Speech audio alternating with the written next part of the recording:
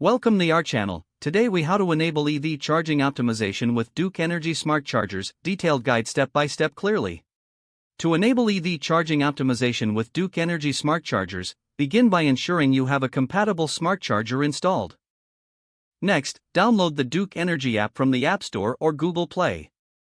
Create an account or log in to your existing Duke Energy account. Once logged in, navigate to the Smart Charger section within the app.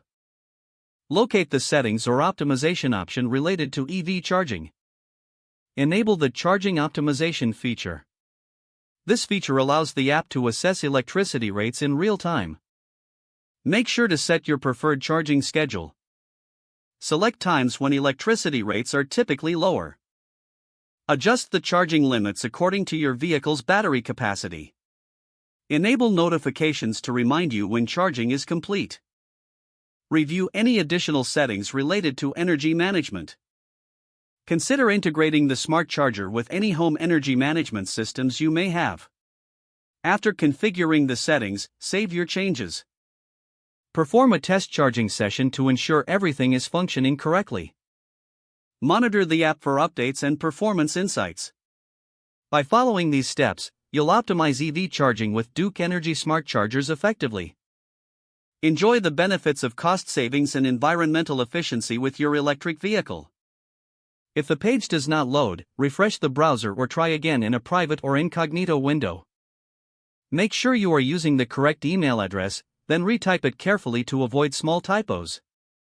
If your password is not accepted, use the reset option and create a new strong password you can remember.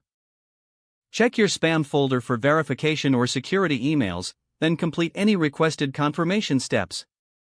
Enable two-factor authentication if available to improve account security and reduce unauthorized access risk. After signing in, review your profile details so your contact information and settings are accurate and current. If you see an error message, note it down and try again after restarting your device and internet connection. Log out when you finish, especially on shared devices, to keep your account and payment information secure. If the page does not load, refresh the browser or try again in a private or incognito window. Make sure you are using the correct email address, then retype it carefully to avoid small typos. Don't forget to like this video and subscribe to our channel for more step-by-step tech guides.